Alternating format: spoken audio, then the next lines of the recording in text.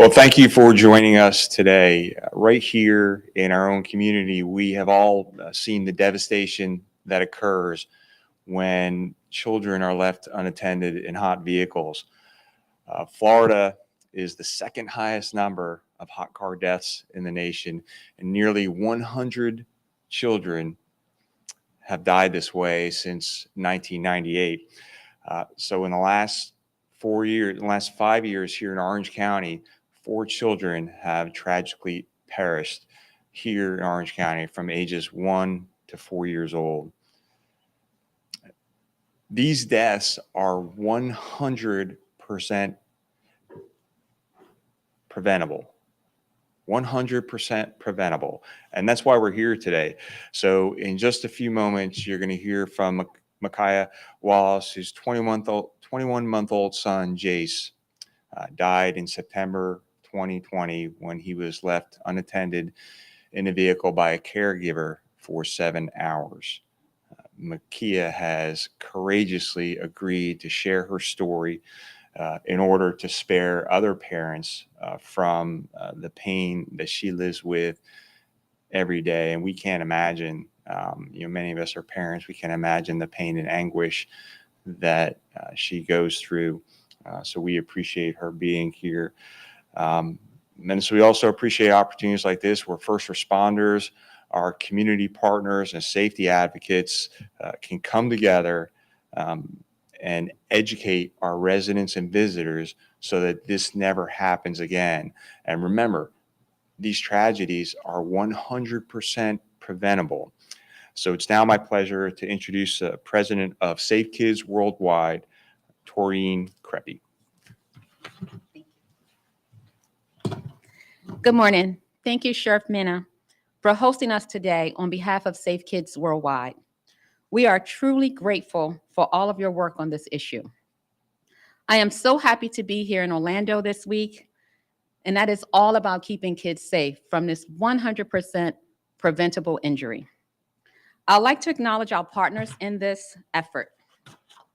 To Carissa Johns, Brent Moore, and everyone at Safe Kids Orange County and the Children's Safety Village. Thank you for your incredible commitment, not only today, but every day. Thank you to Joe Colella from the Juvenile Product Manufacturers Association and Laura Dunn with NHTSA for joining me today and for putting so much energy into this issue. Over the last several years, we have joined with like-minded organizations, including kidsincars.org, the National Safety Council, to stop kids from dying in hot cars by using every tool necessary, including awareness, education, technology, and advocacy. Through it all, we have learned that we can do so much more together. And in that spirit, it is an honor to work with all of you united against heat stroke prevention. And Makia Wallace, from the very first time we met by phone until today, your strength has given me the continued fight to end heat stroke.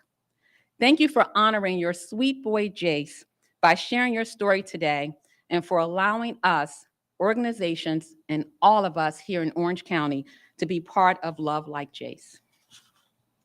Our greatest wish is that heat stroke won't claim the life of another child, and that's why we are all here today.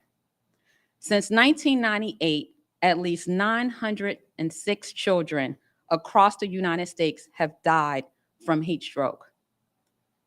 Think about that. 906 children have died from this injury and this fatality that is 100% preventable. Over the last 2 years, due to the pandemic and reduced driving exposure, we saw fewer hot car deaths. But during these stressful times, with changes in our routines, states reopening, temperatures on the rise, and parents heading back to work, we are all concerned that we could soon be back on pace with the record number of deaths we saw in the 2 years before COVID. What many people are shocked to learn is how hot the car heats up inside and can actually get. As you saw coming in this morning, our temperature display. The temperature inside a car climbs dramatically, as much as 19 degrees in 10 minutes. And it doesn't have to be a hot day, and cracking the window does not help. Heat stroke occurs when the body isn't able to cool itself quickly and the body temperatures rises to dangerous levels, and kids' bodies heat up faster. Young children are particularly at risk as their body heats up 3 to 5 times faster than an adult. And when a child's internal temperature gets to 104 degrees, major organs begin to shut down. And when that child temperature reaches 107 degrees, the child can die. That's why we're asking everyone, and I mean everyone, to help protect children from this preventable tragedy. Here's what we want everyone to know. Look before you lock. Never leave a child alone in a car. Lock your doors and keep your keys and key fobs out of the reach of kids. And please ask your neighbors to do the same. Create reminders by putting something in the back of your car that you'll need at your next destination. And if you see a child in a car alone, take action. Call 911. Emergency personnel are trained to respond to these situations. By working together, we can save lives and save parents from the anguish of losing a child. These families right here in Orlando and throughout Florida and around the country deserve nothing less. One child is one too many. Remember to park, look, and lock. Thank you. I would like to take this time to introduce Laura Dunn. Laura is a highway safety specialist for the National Highway Traffic Safety Administration. Thank you.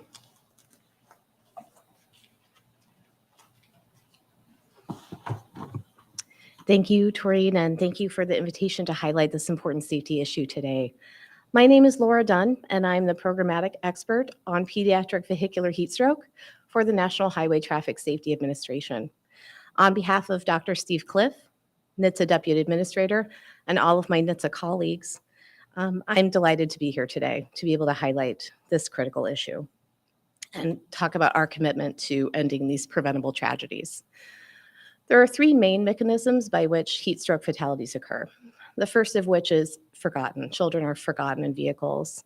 Second of which being knowingly left. Parents knowingly leave children in vehicles. And the third is that children gain access to vehicles and then are unable to get out of those vehicles. One of the biggest risk factors in these cases is a change in routine. So many deaths have happened because the morning routine was different from normal. A parent who doesn't normally do childcare drop-off was tasked with doing it that morning. And nearly half of all the heat stroke deaths that occur among those forgotten children are children that are on their way to childcare and or preschool. No one thinks that this can happen to them, but unfortunately, we know that it does. We're asking everybody to do their part to keep children safe. First of all, when you're driving with your child, always remember to look before you lock and make sure that your child has not been left behind in their car seat. Keep an item in the back, like a teddy bear, and then put that toy in the front seat when your child is in the back seat as a visual cue to you that your child is still with you. Some vehicles even come with new technologies about backseat reminders to remind you that there is someone or something in the backseat. Secondly, never leave your child alone in a car, even if you only think it'll be a minute. Rolling down a window does really little to cool a vehicle, and heat stroke can happen on a relatively cool day. Never leave your child behind. It's just not a risk worth taking. Thirdly, we want to encourage everybody to lock your car, whether it's in your driveway or your garage, and teach children that cars are not a place to play. Keep keys stowed out of reach of children. Most importantly, if you see a child in distress in a vehicle, act. Call 911 immediately and get that child life-saving help. So we are marking May 1st as National Heat Stroke Awareness Day to help spread this life-saving message to parents and caregivers. NHTSA's paid advertising campaign runs April 25th through September 25th, 2022. This is a national buy with additional media placements in states with the highest incidence of heat stroke, which includes Florida. Our ads will run on radio, digital, and on social channels. These tragic deaths are preventable, and with your help, we can save lives. And now I'd like to introduce my colleague, Mr. Joe Colella, the Director of Child Passenger Safety with the Juvenile Products Manufacturers Association.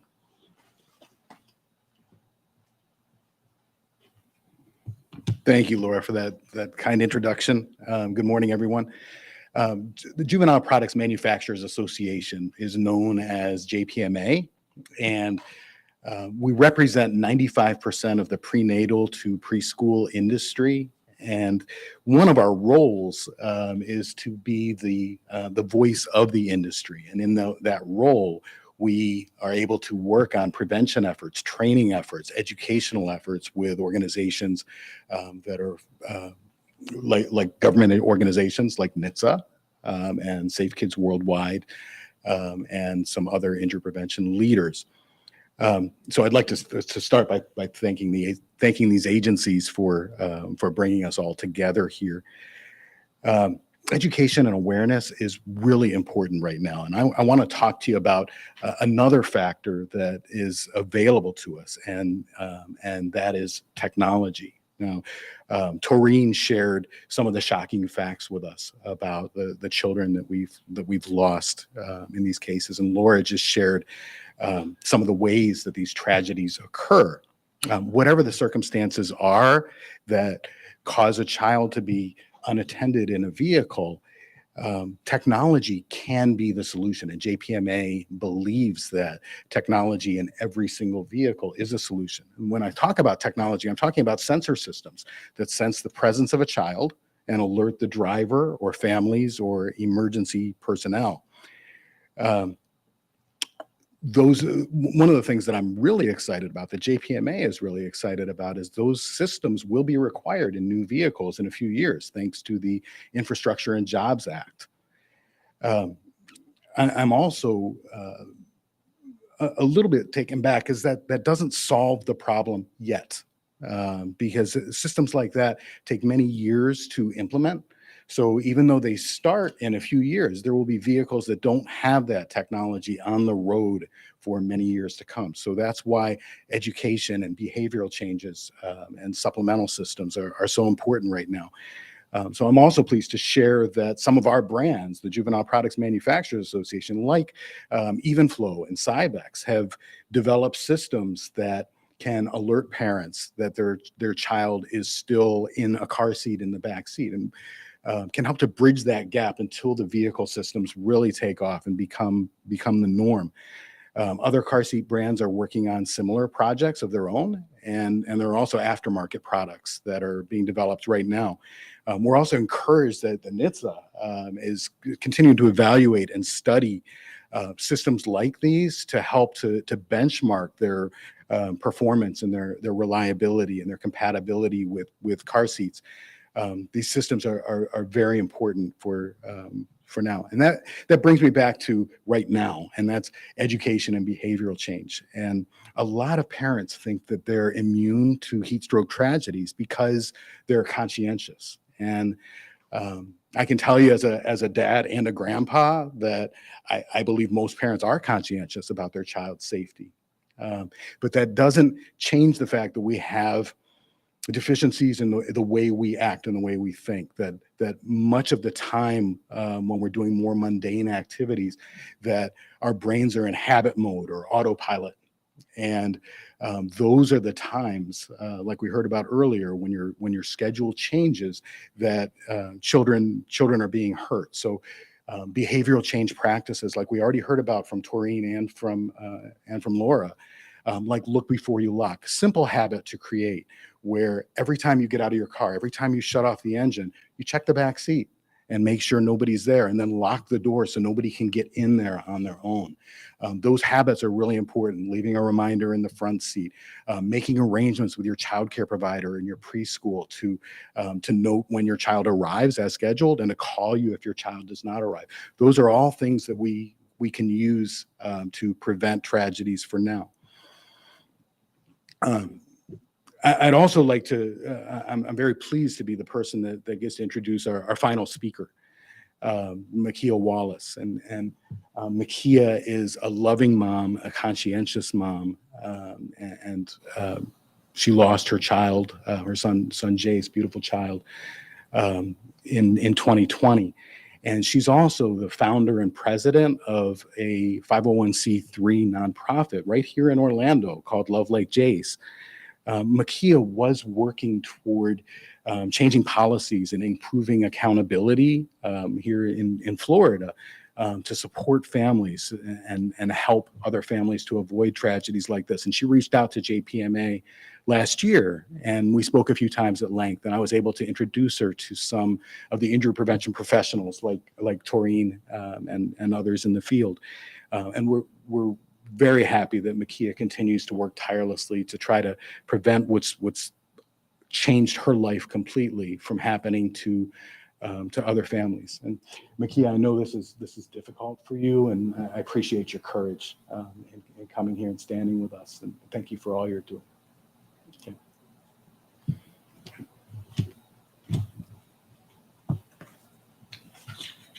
Thank you, Joe.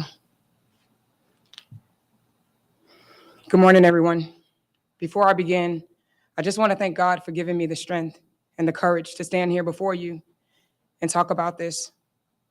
I would like to also thank Sheriff Mina, Torian, Joe, Carissa, Laura, and Gary for allowing me to be a part of this impactful moment. And to my Kingdom Culture family, my two beautiful daughters, family and friends, thank you for your continuous love, support, and prayers. I'm here today because I want to share my story, not from a victim standpoint, but how a mother overcame a tragedy that almost took her life. The pain I've endured has given me a greater purpose for living, and now I'm passionate about sharing my story to prevent this kind of tragedy from happening to other families. For 16 years, I prayed for a son. Despite being able to only hold him for 21 months, I witnessed a private prayer become a public testimony. And now I hold on to the promise of seeing my sunshine for eternity. I want to start off by describing this gift of grace from God. Jace Lucas Leslie was a unique kid. He didn't require much of anything, but he gave everything. A big, beautiful smile after a stressful day, the hugs that would last a lifetime, and kisses you can never wash away. He was loving, smart, and energetic, very curious, but had a trusting spirit. He loved animals, especially dogs, and he loved playing basketball. But more importantly, he loved Jesus, which led me to love him too. I can recall September 11, 2020, as if it was yesterday. Many days I relived that moment, hoping this was just a dream. That day felt anything but strange. I arrived to work as usual and called home to have our morning motivation talk. Have a great day at school, buddy. I'll see you later. Mommy, love you. Not knowing that later would mean a long time. That afternoon, we're having a conversation about all the amazing things a mother enjoys about sharing her 1-year-old Mr. Wonderful. I received a call from his teacher. Kia, I need you to get to the school. First thing I asked, is everything okay with my baby? She replied, I'll tell you when you get here. I began to panic. Just please tell me everything is okay with my baby. While waiting to be transported, I paced the floor wondering what could have happened that couldn't wait until I picked him up. Once we arrived on the street, I remember being stuck in traffic and sitting up to get a closer look ahead when I noticed the yellow tape. I immediately began running towards his school before falling to my knees and screaming, God, what happened? What happened to my baby? My entire body went numb. It felt as if the world around me had become silent. The news hit me like a ton of bricks. As the words echoed through my ears, Jace was left in the backseat of his caregiver car for more than 7 hours in 105-degree temperature. I'm sorry, Miss Wallace. He didn't make it. Days turned into weeks, weeks into months. This wasn't a bad dream, but reality. Losing a child isn't something I would wish on anyone. After several attempts to pursue what seemed like justice to me, I became very angry and bitter. I wanted revenge while slowly falling into a deep depression. Early mornings, I would wake up yearning to take a baby boy to school, but no one to dress. I thought about the songs and conversations we would have, how we were planning to celebrate his second birthday. I thought about how he loved water and would one day become the surfer I envisioned. And then every night I cried myself to sleep, wondering what I could have done differently. I was exhausted. No one could answer my questions, let alone share how to move on while still holding their little one. I knew they didn't understand. I remember turning to God and asking, what do I do from here? Little by little, he began softening my hard heart until one day, the love of Christ propelled me to walk in a different direction. He wanted me to give what was given to me, not only love and forgiveness, but he wanted me to educate others. Love Like Jake's mission is bringing awareness and resources to the community to advance children's safety through advocacy and community outreach. We host these events and partner with other safety organizations to bring a tragic story to reality in hopes that it will help others. This can happen to anyone, which is scary. But these tragedies are preventable, which is hopeful. And that's the hope I embrace now. Although I still wish the story was different. However, every child I meet reminds me why it's not about me. I can't go back, but I am choosing to move forward. I know my sunshine is in heaven. He's cheering me on, saying, keep going, mommy. Fight for every child that looks like me and be the voice for those who can't speak up. I want to leave you with understanding what's really important in life. The phone calls can wait, but the safety of our children cannot. Safety is everyone's responsibility.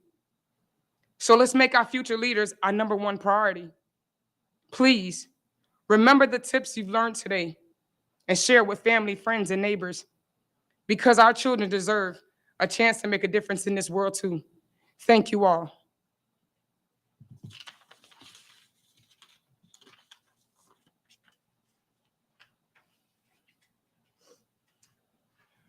So this time we'll ask if anyone has any questions for anyone up here. Sure, I have a question. Since we're talking about Jason's story, what happens to the caregiver that forgot Jason? What happens to people if they do, what kind of punishment? It's different in every case, but in this particular case, the case package was given to the state attorney's office, and they did not follow through with any charges in this case. And then generally, it just depends. It's based on a case-by-case basis. There have been other people charged in these situations.